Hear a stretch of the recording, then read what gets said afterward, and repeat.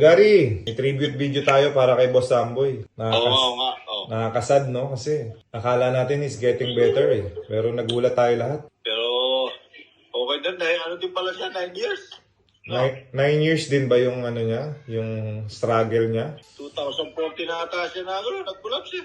Ano yung best memory natin kay Boss Samboy? Kasi syempre sa era natin, Kuya Gary, sila lang naman yan eh. Alan Kay Dick, Alvin Patrimonio, Berhel Meneses, Samboy Lim, Samboy. Skywalker. So, sa side natin, special yan. Malaki yung impact sa atin yan. Lalo na't nakasama natin sa PBA. Nakalaban man o naging kakampi.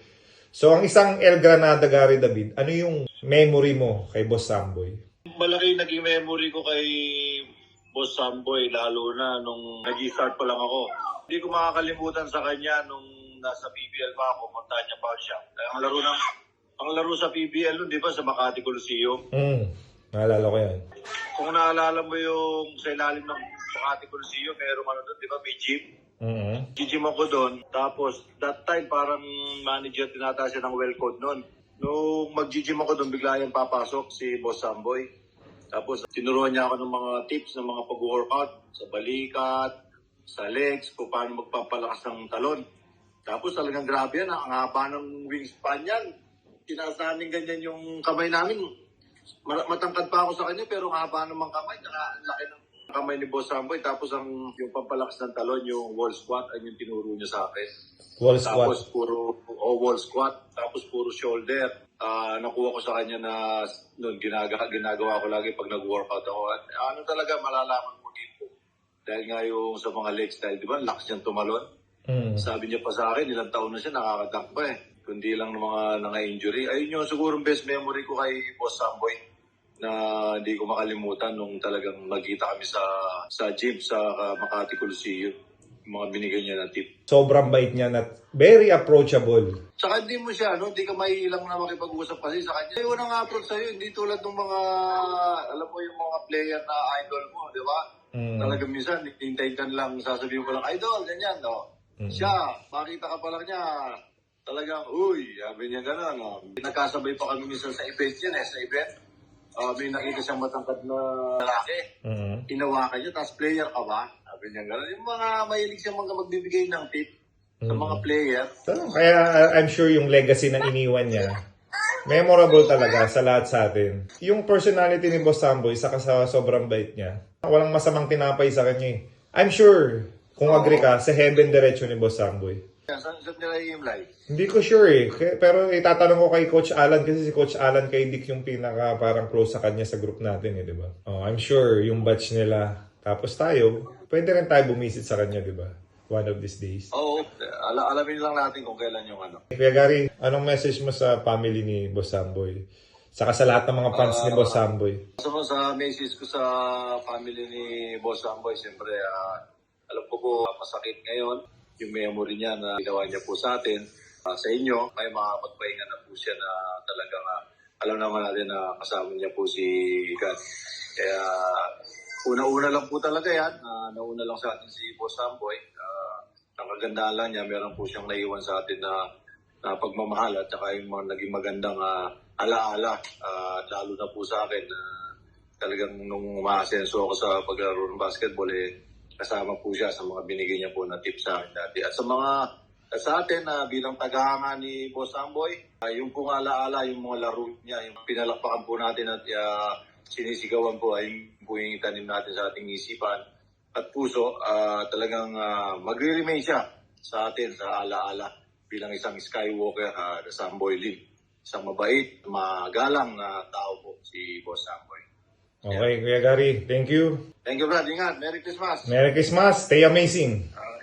Stay amazing. Bye-bye. So, ang isang JJ Helter, Brad, ano yung best memory mo kay Boss Samboy?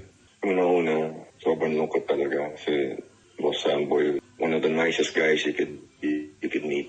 Yung naging manager siya ng Ginebra, he was always at practice. Kahit nakasuit siya, he was always shooting around room. Nakita mo yung love niya for the game. Nakasuit siya, di ba? Pag manager, kailangan laging maganda suot mo sa iba't ang office. Ang hirap tumira nun nakasuit, tapos itira.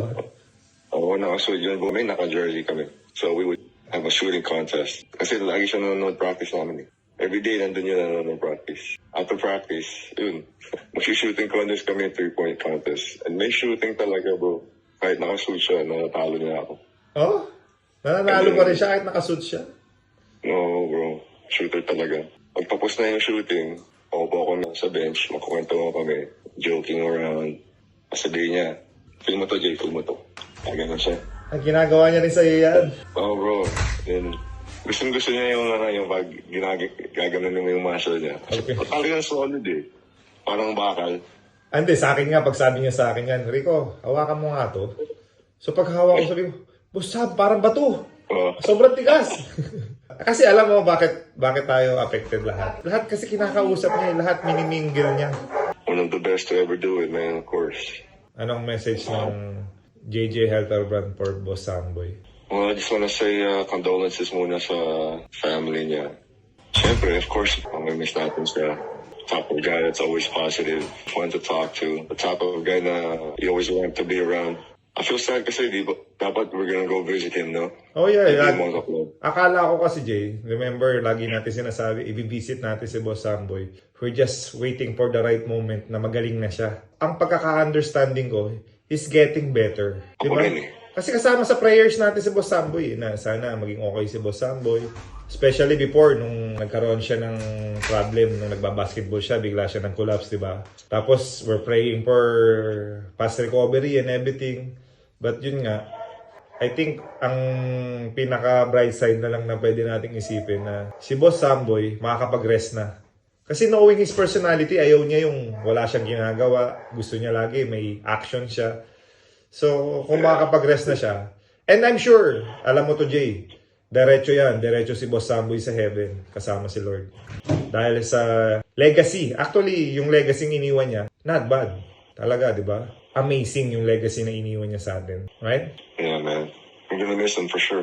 Nakakalungkot. Kailan yung wait niya? Itatanong ko kay Coach Alan. Si Coach Alan kasi yung pinaka-best friend nun di ba? So, tanong natin, pwede nating i-visit. Sige.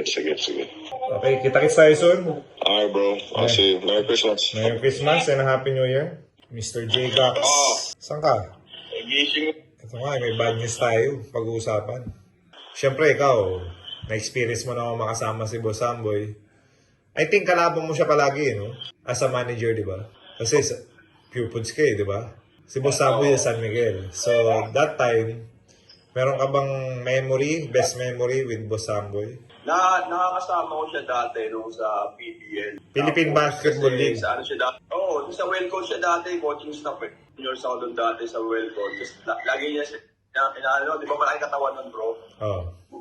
Lagi niya pinapatakin yun, yung mga braso niya, balikat niya, tapos sabihin niya sa akin, pisilin mo nga to, yung braso ko kung ano, matigas, matalo yung gano'n. Pare-pares pala tayo. Ganun. Pare-pares pala tayo lahat experience sa kanya, no? Ano nga sa San Miguel pala ako, ganun. Sa San Miguel. Kaya gumanda yung katawan mo dahil na-motivate kang gayahin yung katawan ni Boss Samboy, di ba? Oo, sobrang tigas talaga pag pinapawak ko. Parang wala siyang part na katawan na hindi matigas na naman yung braso niya, yung legs niya, papawakan talaga doon. Sige ma, kung matigas, sige mo nga. May makita ang taba dyan o ano. Wala siyang masamang tinapay. Oo, baga walang takot yun sa basketball. Kaya di ba ang daming injury nun sa katawan. Talagang lahat tinatalunan, ang layo ng play-up. Meron din akong memory kay Boss Samboy kasi alam niya, lagi rin akong injured. Pagdating ko kasi sa San Miguel, alam niya na yung history ng mga injury ko. Tapos sinasabi niya sa akin, yung history niya din. Na ako nga, ganito rin, ganyan. Pero huwag mo ipapasok sa utak mo. Lagi mong iisipin, malakas ka. Lagi niya sinasabi sa akin yan. Pag pumasok na sa utak mo yung injury, yan, da-downfall na yung career mo niyan. Pero pag sinabi mo sa utak mo na, wala yan. Hindi ako may injured. Kasi nga yung injury papasok talaga sa utak mo pag paulit-ulit eh. Siya rin nagsasabi sa akin before. But yun nga, nakakasad no? Ako talaga, kagabi pa ako nasad eh. Magki-Christmas, di ba? Kumaga, palungkot yung Dapat natapos mo na yung year na nakasama ng family. No? Pero hindi na siya mahihirapan, alam mo yun. Kasi ilang taon na rin siyang bedridden, di ba? Dahil dun sa nangyari sa kanya. So at least kahit paano, masakit man sa pamilya nila, at least hindi na siya mahirapan. Pagka nasa kay Lord na siya, di ba? Tsaka kilala natin si Boss Samboy yung personality niya, di ba? physically fit and everything. So, I'm sure makaka-rest na talaga siya. Kasi mabait nga talaga eh. Sobrang bait ng tao. Tsaka sa era natin, siya talaga yung nilook up natin. Si Berhel Meneses, Alvin Patrimonio, Correct. Skywalker, Samboy Lim. Yeah. Oo, Saitono. Asaytono, exactly. Johnny Barrientos. Alam mo yung sila yung talaga yung ano eh, nung high school tayo, sila yung mga pride nila sa PBA. Correct. Message ka na sa family ni Boss Samboy. Pag-uwi ko sana makataan sa break, alam mo. Nasa Quezon ka ba ngayon? Sa Quezon pa ako eh, pero 27 uwi na rin ako. Sige, ingat ka dyan. Okay bro. Stay amazing. Stay amazing. Alright. Kuya Sai, Rex, good morning. But may bad news tayo. ano yan? Si Boss Samboy. Oo nga eh. Nakagulat, no? Ano ba? Actually, akala ko getting better siya. Kasi sabi ko nga kay JJ, pupuntahan talaga natin dapat siya one of these days eh. Getting worse pala yung condition niya. So, ikaw, as a Cyrus Baguio, ano yung impact ni Boss Samboy sa'yo para maging basketball player ka? At ano yung best memory mo na kasama mo si Boss Samboy Lim? Honestly, nung high school pa lang ako, yung dinadala ko ng AirPods ko. Kasi mahilig si Papa manood ng games sa labas ng bahay. May kasama yung mga kaibigan sa mga bar. Isa yun si Samboy sa sa dahilan ng ewan ko kung bakit ganito yung laro mo. Samboy, Berhel Meneses, Duremdes, Bong Alvarez. Isa si Idol Samboy sa mga nilulupak ko pagdating sa game ng basketball. So, yun na nga, medyo nalungkot ako kagabi nung nakakita ko. Nawala na pala siya. Alam mo yun, parang nakakalungkot nga yung mga legend na nag-retire, di ba? Paano pa yung mga nawala na? Si Boss Samboy, 61 years old pa lang. Bata. Sa lahat ng manager ng PBA na kasalumuha ko, siya yung pinakamaganda yung katawan eh. Siya yung pinaka-fit. Di ba alam mo yan? Alam mo yan, nakikita mo. Sila dalawa actually ni Bong Alba. Oo, yun yung katawan na pang bodybuilder eh. Talagang legit na makikita mo. Siguro na experience mo rin yan, pinapisin din sa'yo, di ba? Oo, yun. Lagi niya tinatapat. Oo, lagi niya tinatapat. Parang bato talaga, pag pinisil mo, parang bato, walang wala pa. Sabi ko, Boss Samboy, ilang taong ka na? Sabi niya, 56. Sabi ko, Boss Samboy, sana pag 56 years old ako, ganyan din yung katawan ko. Actually, nung unang saba ko sa Manila, kinuha ko ng Lasal eh. Lasal ka?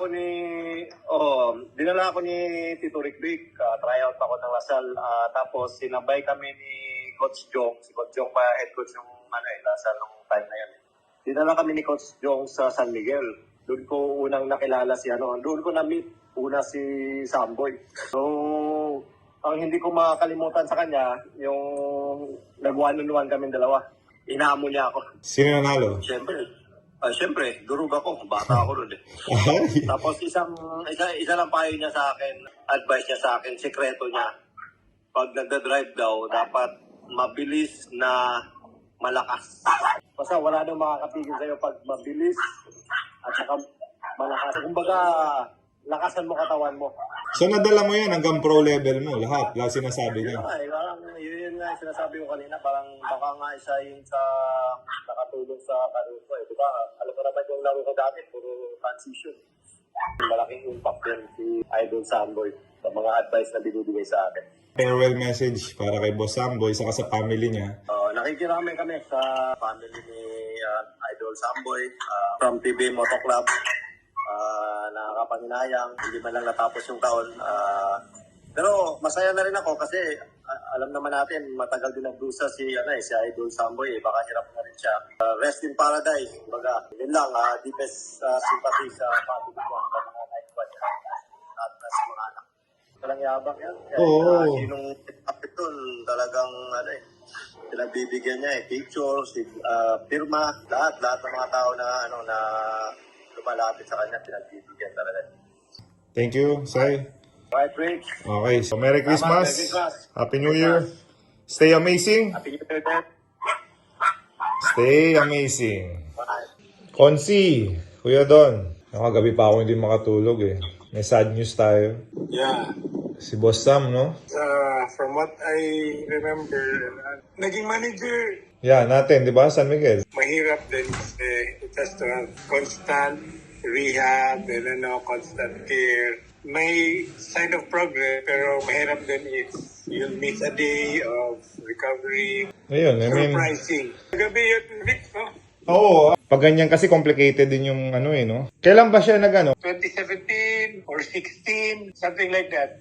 Kasi naglalaro kami noon and I remember sa Inares Pasig nangyari yun. Inares sa may Capital Commons. Kuya Don, syempre, itong video na to, tribute natin to kay Boss Samboy. Story ko kay Boss Samboy, hindi ko makakalimutan kasi every game, ina-approach ako niyan Lagi niya sinasabi sa akin yung dapat kong gawin nung nasa San Miguel ako. I'm sure, meron ka rin as Don Hontiveros kay Boss Samboy.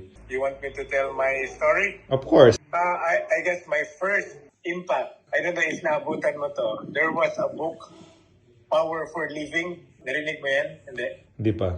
Siyempre ako, as a sports fan, grade school, kilala ko na si Samboy Lim.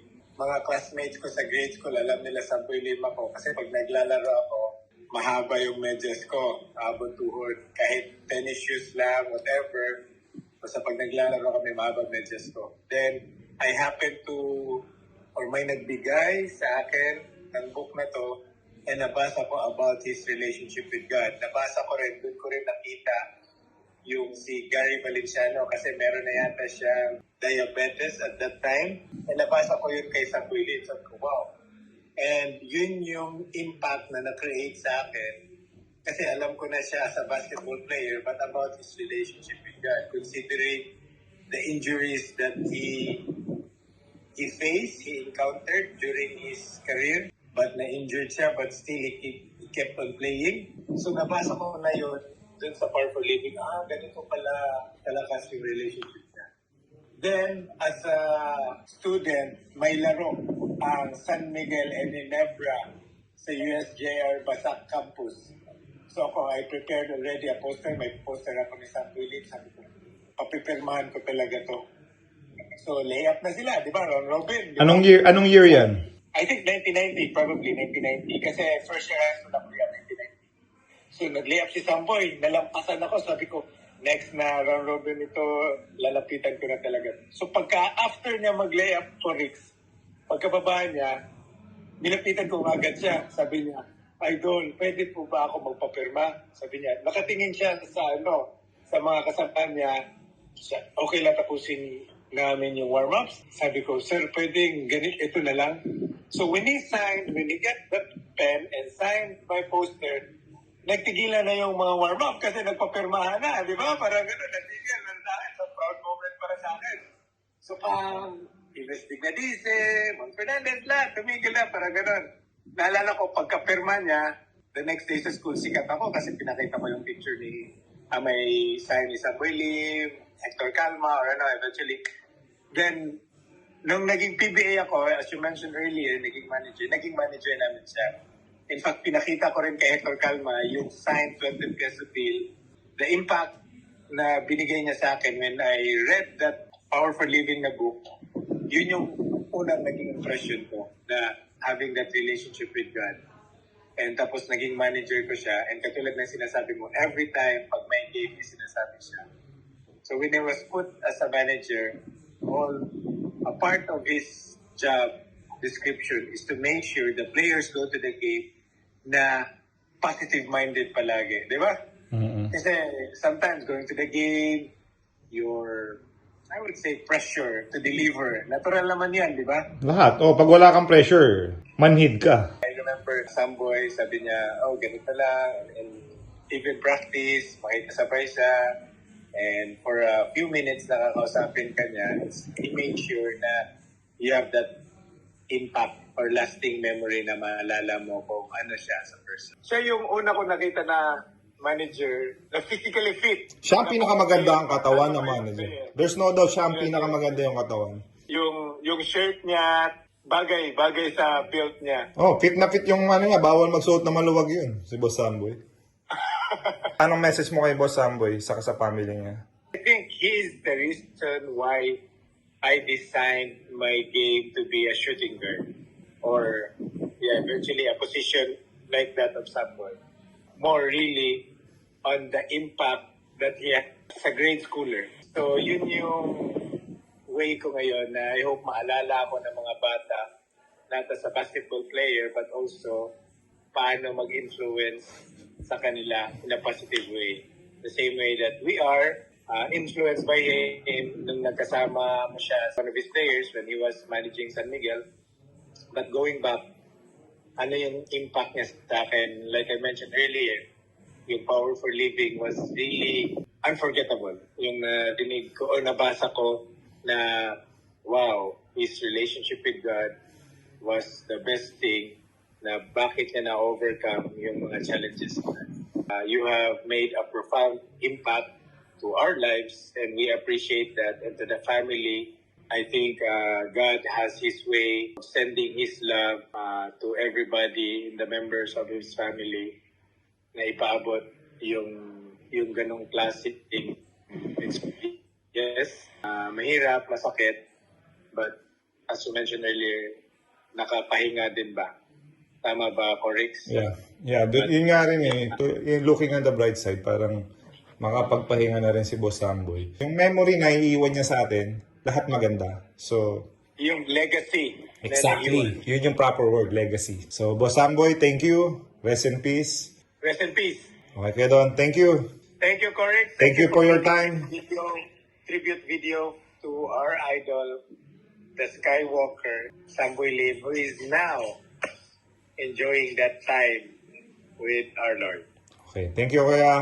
Thank you, Corix. God bless. You're amazing.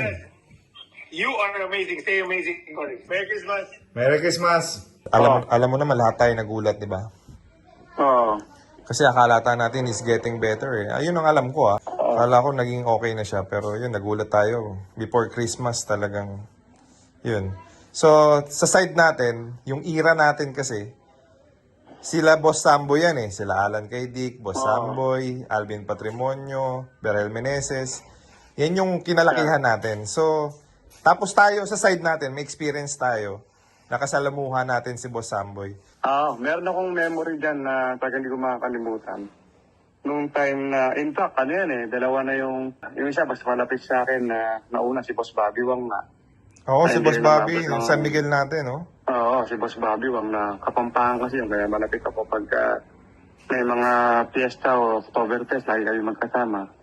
Kapampangan, nagkakaintindihan. Ito si Skywalker, idol natin, si Samboy Lim. Nung time na sa San Miguel din ako noon, sila yung mga senior, nagpupunta-punta pa sa San Miguel yan. Nakasabay ko sa gym.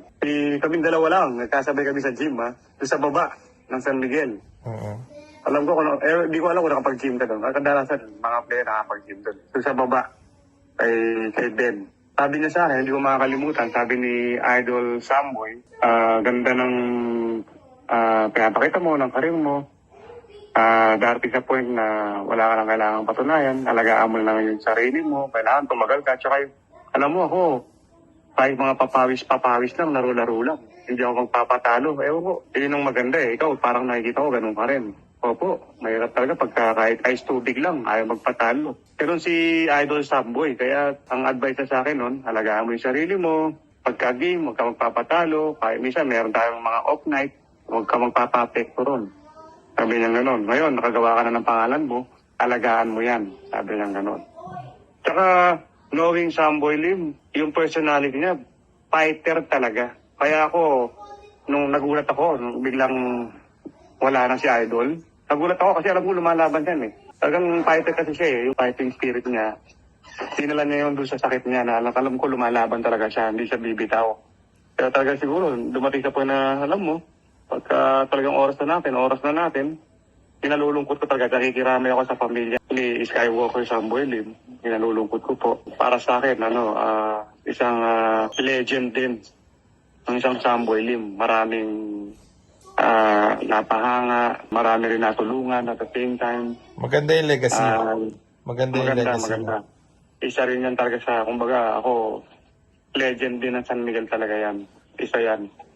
Saludo ako dyan. Wala akong masasabi. Na-experience mo ba yung pinapahawak niya yung muscle sa'yo? Ay, oo nga. Oo.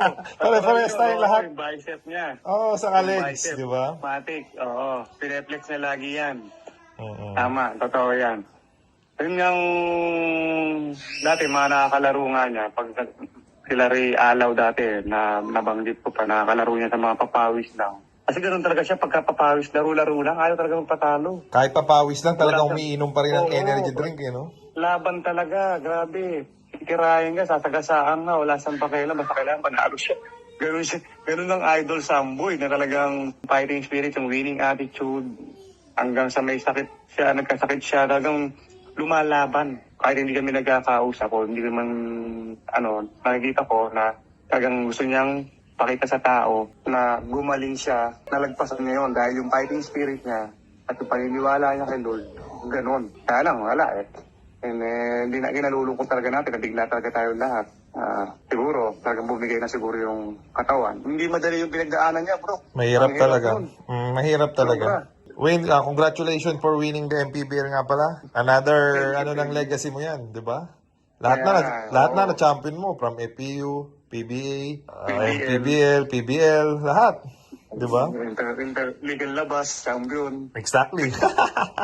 Si Boss Sam sobrang bait. Sobra, walang yabang, walang ere. Wala akong masasabi sa pagkatao nun, napakasimple lang. Approachable pa. Simpleng tao. Di ba? Ramdam mo approachable siya. Siya pa nga mismo yung lumalapit. Eh. Approachable, palabiro. Kahit sino, pwedeng batiin eh. Mm. Pero si Idol Samboy, Of course, Boss Mabuhay Samboy, kayo. special sa atin yan. Gulat, no? Ay, nagulat din ako eh. alam mo na mga bata tayo, nagpupustahan tayo, naglalaro tayo sa mga kalye. Mm. Pagka gumawa tayo ng moves, Samboy Lim, yung mga ganun, di ba? Oo. Mga ganun tayo eh. Pag Lahat ng tumaas mga talon idol mo, natin. Samboy Lim yung sasabihin mo, pag tumaas Oo, yung di talon ba? mo. Pagka tumalong ka ng tumake-off ka na ng malayo, oy, Samboy Lim. Alam mo yun? Oo. Eh, yun yung mga parang bitawan ng mga batang kaya eh. Di ba? Pagka sino yung mga idol nila, kagayahin nila, mga ganun. Okay, Wayne. Thank you. Thank you sa time mo. Sige. Salamat, And salamat. Kita-kits tayo. Ingat. Kita kayo soon. Amazing ka, Arwin Santos. Thank you. Okay, brother. Thank you. Bye-bye. Boss Sam, I know you're in heaven. On behalf of PBA Moto Club, thank you sa memory na iniwan mo sa amin. Na we will cherish yung legacy mo, yung era namin, yung grupo namin. Ikaw yun, hinangaan namin. And rest in peace po sa condolences sa family ni Boss Sam. It is sad but people come and go. Ayun ang lesson dito. The important thing is ano yung legacy na iniwan mo. Thank you, Boss Sam. You are amazing.